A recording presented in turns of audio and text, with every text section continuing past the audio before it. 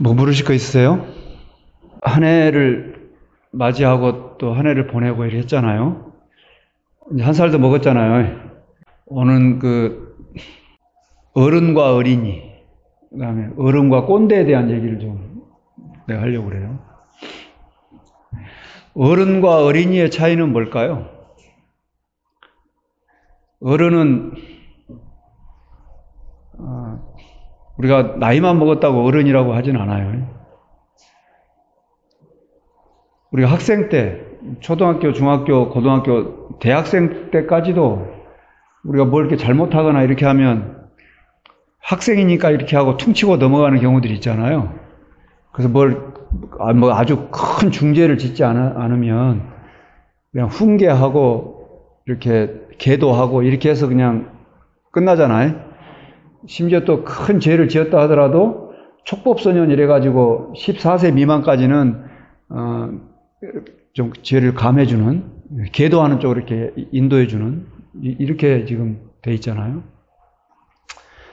어른과 어린아이의 차이는 뭐냐?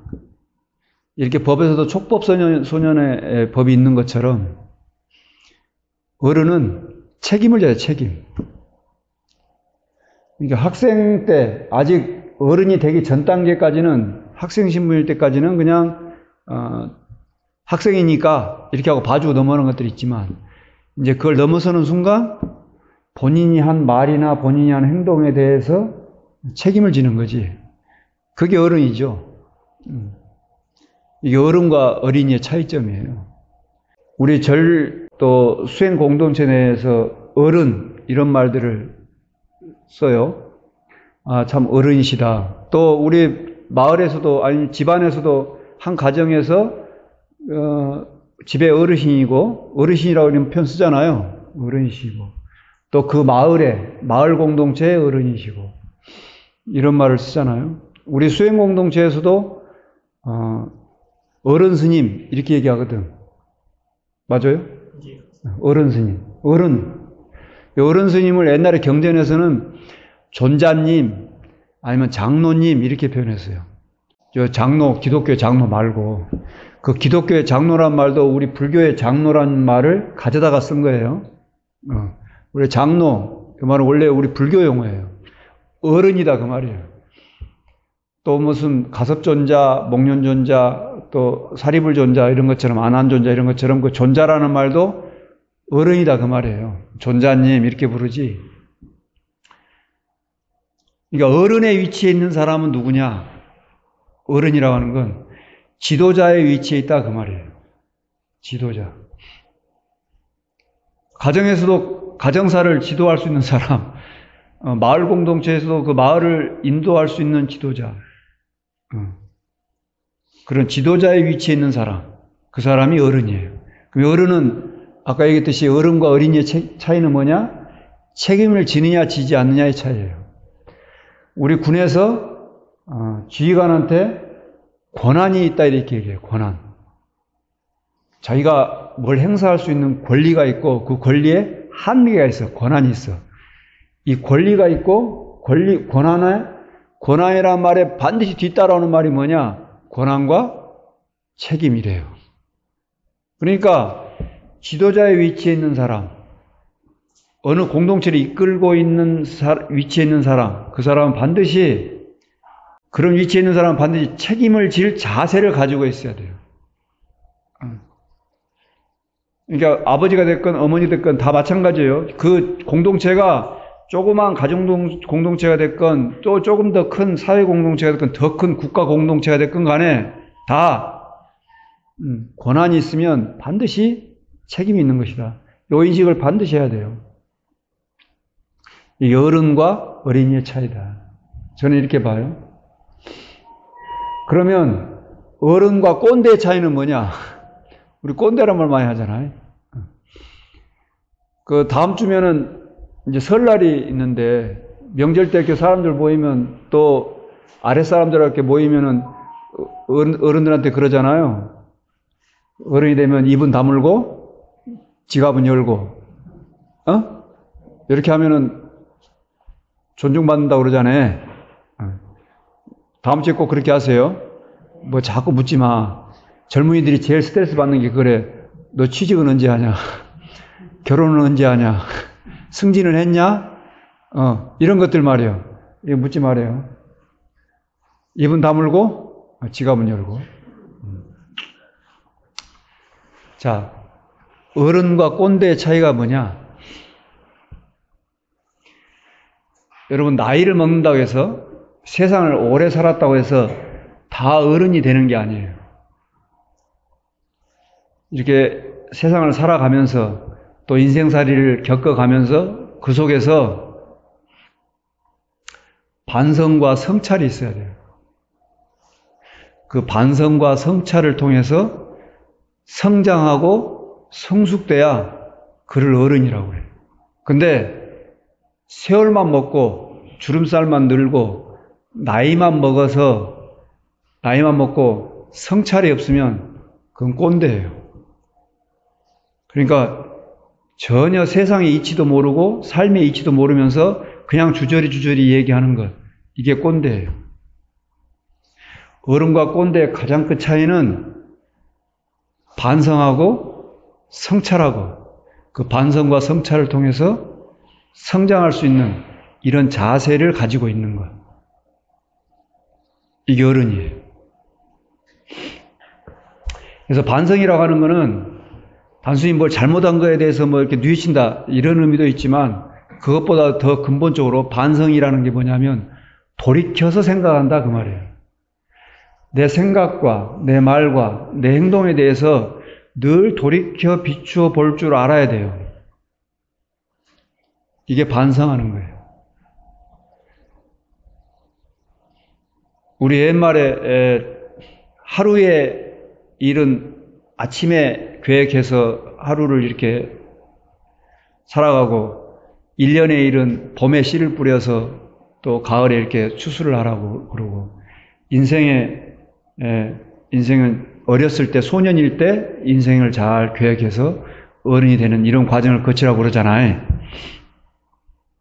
그렇게 아침에 또 봄에 또 어린이일 때 그렇게 잘 계획하고 또 어떻게 살 것인가에 대해서 이렇게 고민하고 그렇게 했으면 다행인데 설령 그렇게 하지 못했다 하더라도 그렇게 하지 못한 거에 대해서 빨리 반성할 수 있어야 돼.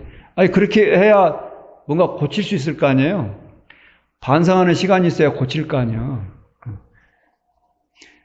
그 반성하는 시간을 갖는 게 뭐예요? 그게 일기 쓰는 거예요. 하루에 일기 쓰는 거. 여러분 일기 쓰세요? 일기 쓰시는 분 없으시죠? 그래요? 훌륭하시네요. 네, 훌륭하십니다. 설령 글로 이렇게 일기를 안 쓰더라도 하루를 이렇게 딱 돌이켜보고 정리하는 시간을 갖는 것. 이걸 일기 쓰는 거라고 말씀드리고 싶어요.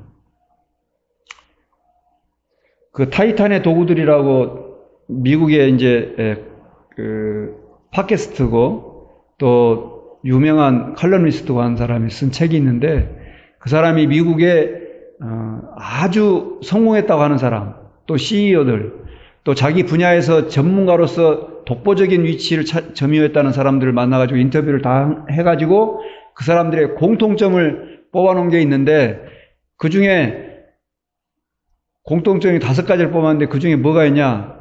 아침에 일어나서 명상을 해요. 그 다음에 마지막에 뭐냐? 다 일기를 써. 일기를 쓴다는 게 이렇게 내 반성하고 막 이런 게 아니고 삶을 정리한다 그 말이에요. 그 일기를 아침에 쓰는 사람도 있고 저녁에 쓰는 사람도 있어요. 뭐예요? 삶을 어떻게 오늘 하루를 어떻게 살 것인가 또 오늘 어떻게 살았는가 이렇게 쭉 정리하는 시간을 갖더라 이 말이에요. 요는 그렇게 반성하고 성찰하는 그런 시간을 반드시 가져야 되더라. 그래야 어른으로서의 자질을 갖추는 거예요. 이게 반성과 성찰이 없으면 지가 무슨 짓을 하는지를 몰라요. 그래서 허송세월만 해요.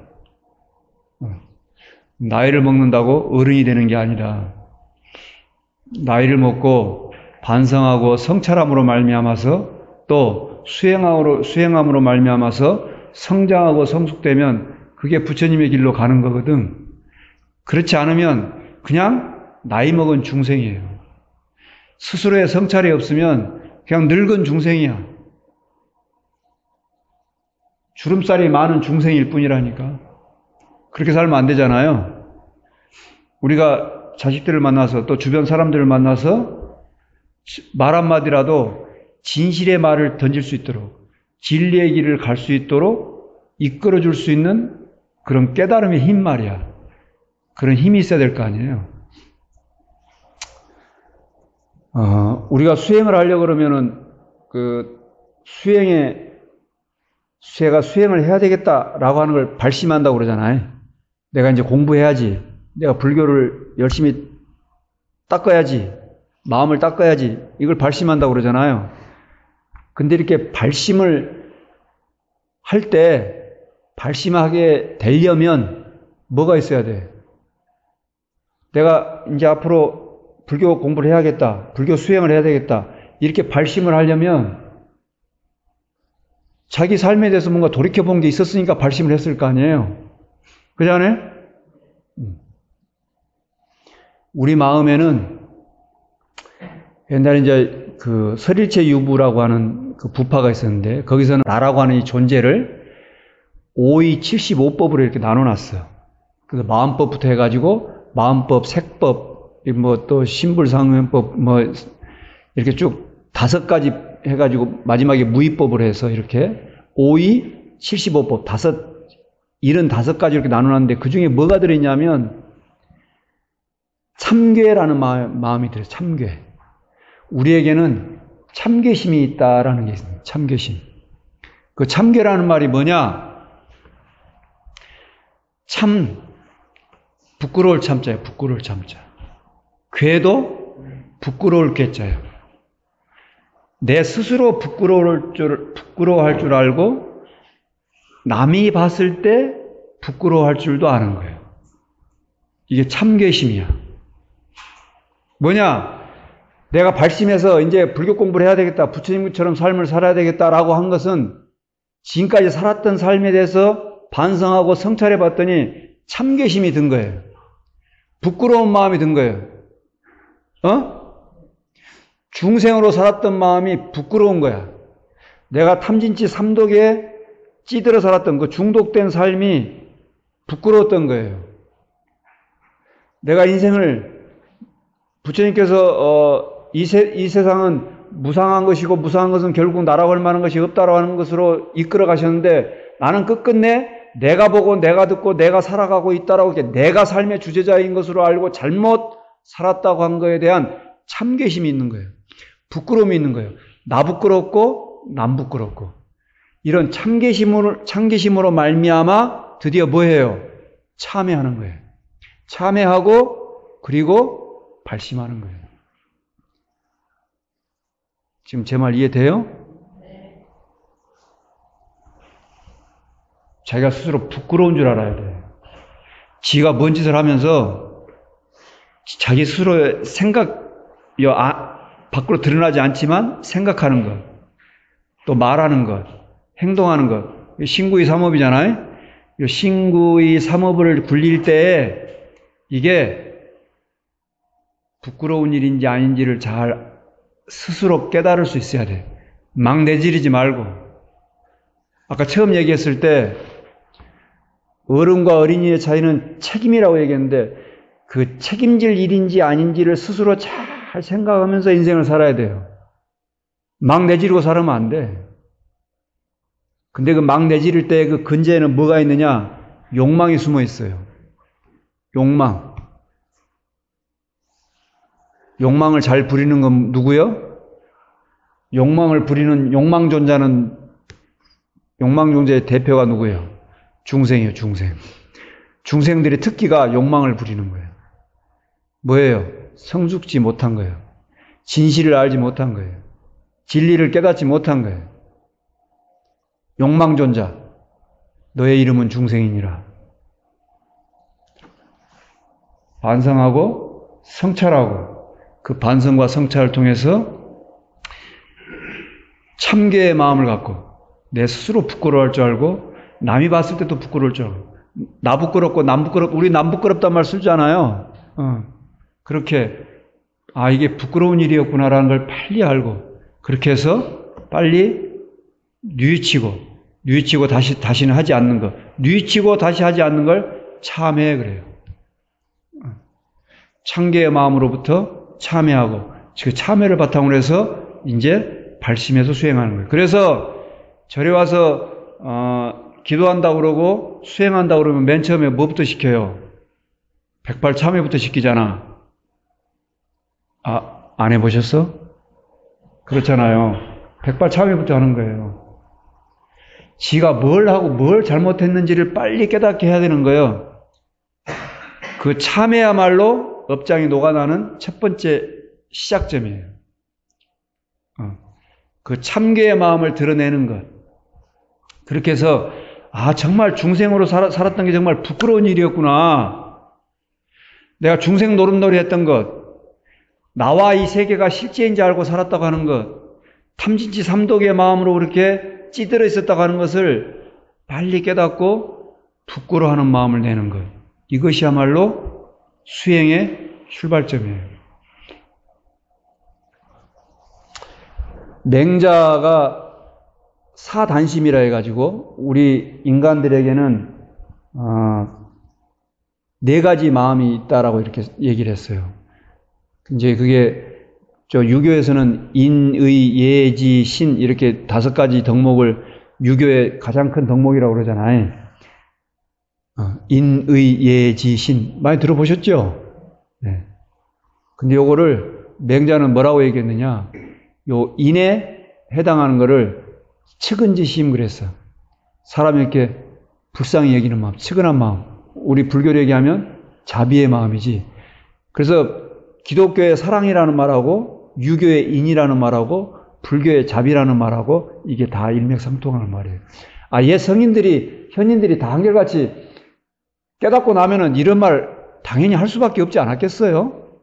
서로 사랑하고 살아라, 서로 아끼고 살아라, 자비의 마음을 해라, 우리 자비, 희사, 사무량심을 이렇게 해라, 이렇게 할 수밖에 없었겠지. 그렇잖아요.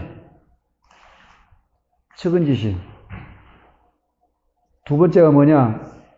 아까 인, 의, 예, 지 이랬어요. 첫 번째가 측은지심. 두 번째가 수호지심이에요. 수호지심. 세 번째는 사양지심. 마지막 네 번째는 사단 중에 마지막은 시비지심. 이게 지혜에 해당돼요. 시비. 옳고 그름을 구분할 줄 아는 지혜. 지, 인, 의, 예, 지. 예는 사양지심. 아유, 괜찮습니다. 라고 이렇게. 예. 먼저 하시죠. 이 사양지심이야. 누가 자리 오면 자리 이렇게 내주고, 먼저 앉으세요. 이게 사양지심이야. 근데 두 번째, 수호지심. 이게 뭐냐? 이게 부끄러워할 줄 아는 마음이에요. 부끄러워할 줄 아는 마음. 정의롭다고 하는 것. 여러분, 우리가 정의사회 구현, 정의란 무엇인가? 이런 정의 얘기하잖아요. 정의는 뭐냐? 정의할 때 그 의, 인의, 예지할 때 의, 정의. 정의 별것 아니에요. 정의는 뭐예요? 수호지심이라니까. 부끄러워할 줄 아는 마음이 정의예요. 무슨 정의사회 구현은 뭐 대단한 것 같아?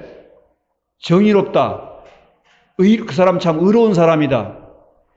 의로운 사람이다. 정의롭다. 이렇게 얘기할 때 그 정의가 무슨 엄청난 것 같지? 아니에요. 수호지심이에요. 부끄러워할 줄 아는 마음이 정의로운 거예요. 부끄러워할 줄 아는 마음은 결국은 어디로 귀결돼? 책임으로 귀결되는 거예요. 부끄러울 줄 알고, 부끄러울 줄 알면 나쁜 짓을 해, 안 해? 안 해요. 부끄러울 줄 모르고 나쁜 짓을 했으면 뭐 해야 돼? 뭐 해야 돼요? 책임져야 돼요. 수호지심은 정의로운 거고 의로운 건데 이거는 책임으로 귀결돼요. 그래서 어른이면은 당연히 자기의 생각과 행동과 말에 대해서 책임을 지는 거예요. 이게 어른과 꼰대의 차이예요. 어른과 어린이의 차이예요. 부처와 중생의 차이예요. 중생은 부끄러워할 줄 몰라. 탐진치 삼덕의 삶을 부끄러워할 줄 모른다고. 진리를 모르고 살았던 것에 대해서 부끄러워할 줄 몰라. 왜? 무명에 쌓여 있어서. 그래서 무명중생 이러죠? 팔금이 없어. 지가 뭐가 옳고 뭐가 그런지를 몰라. 뭐가 진실이고 진실이 아닌지를 몰라. 근데 거기에 대해서 부끄러움이 없어. 그걸 중생 그래. 이걸 알아야 될 거 아니에요? 책임을 지는 거예요. 육군 가치관이라고 해서 육군 5대 가치관이랬어요. 5가지가 있는데 그게 뭐냐? 충성, 책임, 용기, 존중, 창의, 요 5가지. 해군, 공군도 있는데 비슷해요. 그게 큰 차이 안 나. 충성, 책임, 용기. 충성해야 뭐 군인들이 당연히 충성하는 거니까. 근데 책임 있어, 책임. 한 인간으로서, 군인으로서, 지휘관으로서 책임이 있어요. 물론 무슨 일에 대해서 책임감 있게 뭘 일을 해라 이런 의미이기도 하지만 아니요. 더 철학적인 의미로는 자기가 한 행동에 대해서 책임을 지는 거예요. 이게 어른다운 행동이에요. 책임을 지지 않으면 어른이라 할 수가 없어요. 아까 불교에서는 어른을 존자님, 장로님 이런다 했잖아요. 지도자의 위치에 있는 사람이에요. 지도자의 위치에 있는 사람은 책임을 질 줄 알아야 되는 거예요. 우리 올해 또 1살 더 먹고 또 한 해를 또 더 보내고 맞이했는데 올해는 좀 더 성숙되고 좀 더 성장하고 그렇게 할 수 있도록 스스로 잘 성찰하는 그런 어른들이 됐으면 좋겠어요. 내가 부처님의 제자로서 부처님의 가르침을 잘 따르고 있는지 우리 돌이켜보는 거를 반조한다 그래. 돌이켜봐. 아까 반성한다 했잖아. 한 반성하고, 그리고 성찰하고, 그리고 철학적 사유를 해요. 그렇게 해서, 안팎으로 마음이 활짝 열려서 정말 어른다운 그런 어른으로서의 삶을 살았으면 좋겠다. 이런 말씀을 전하고 싶습니다. 다음 주는 설인데 설 명절 잘 보내시고 정말 이제 새해가 되는데 새해 복 많이 받으시고 어른으로서 성숙한 그런 삶이 되기를 바라겠습니다. 여러분 일상이 늘 평안하고 안락하길 축원드립니다.